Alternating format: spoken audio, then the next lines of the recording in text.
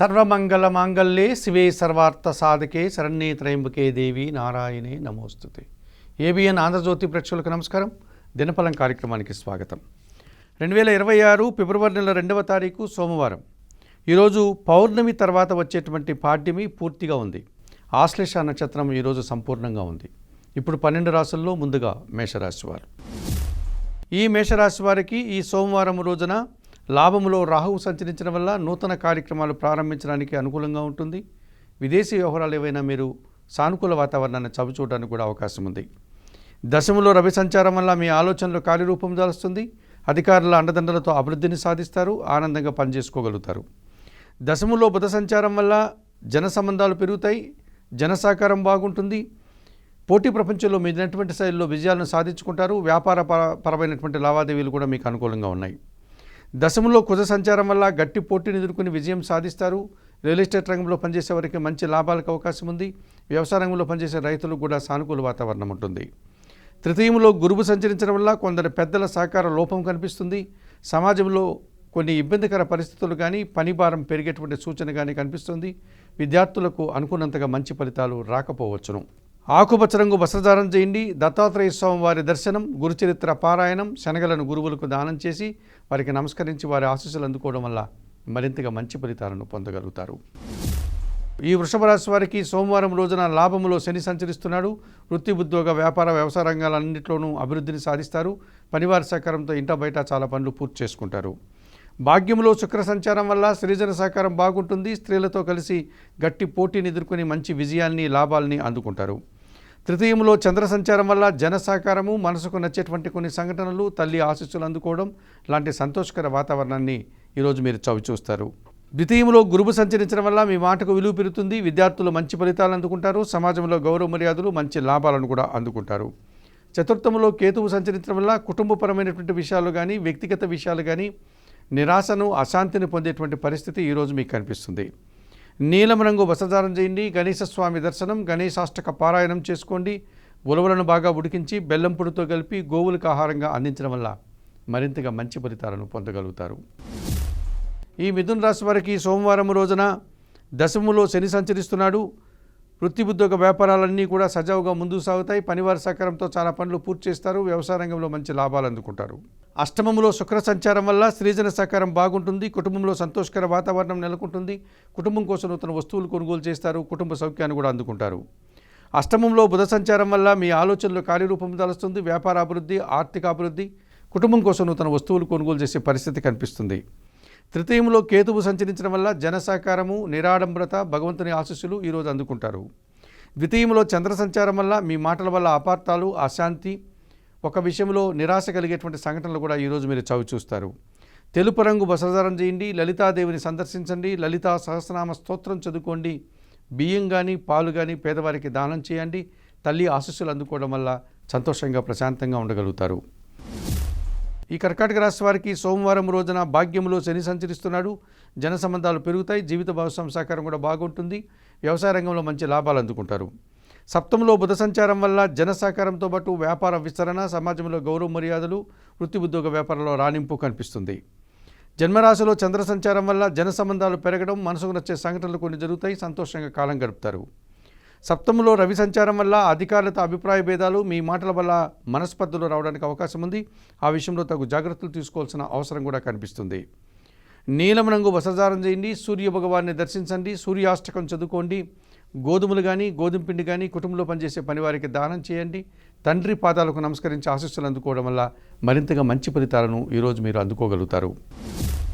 ఈ సింహరాశి వారికి సోమవారం రోజున లాభంలో గురువు సంచరిస్తున్నాడు. మీ ఆలోచనలు కార్యరూపం దాలుస్తుంది.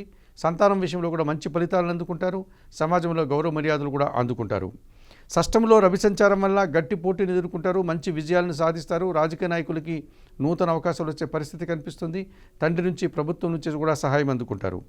షష్టంలో కుజ సంచారం వల్ల కొన్ని వివాదాలు పరిష్కరించుకుంటారు. రియల్ ఎస్టేట్ రంగంలో మంచి లాభాలు అందుకుంటారు.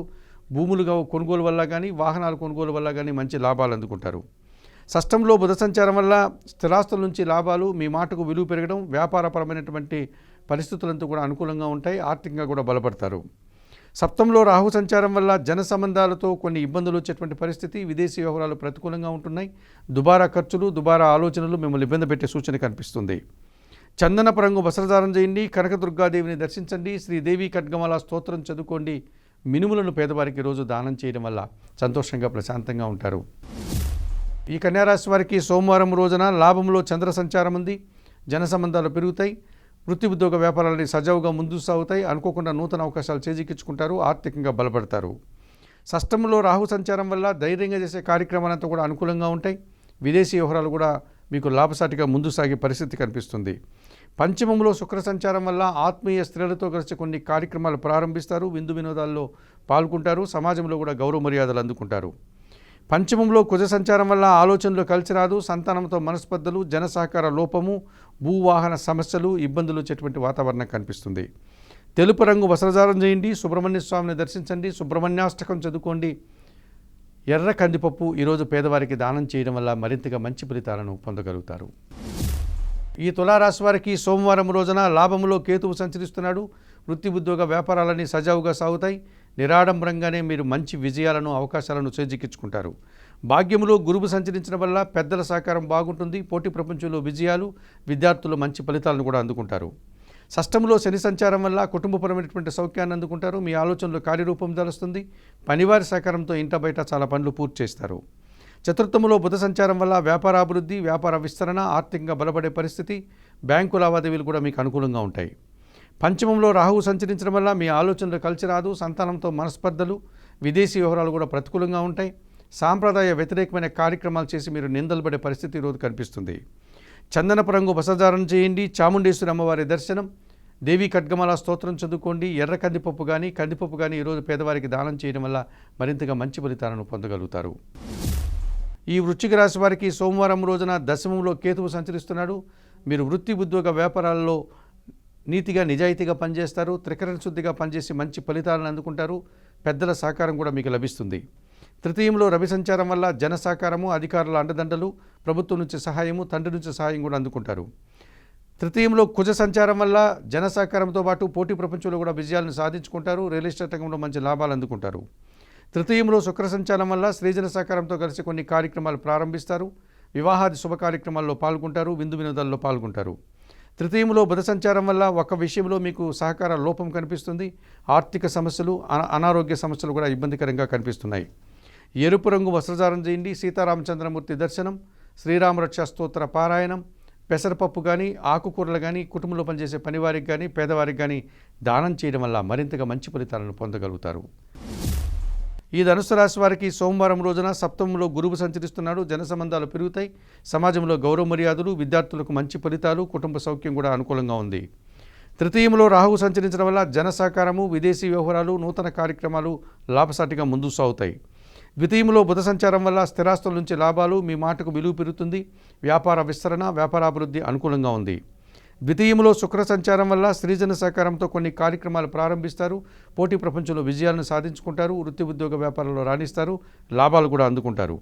చతుర్థంలో శని సంచరించడం వల్ల మీ మాటల వల్ల అపార్థాలు, పనివారి సహకార లోపము, కుటుంబంలో అశాంతికి అవకాశం కనిపిస్తుంది.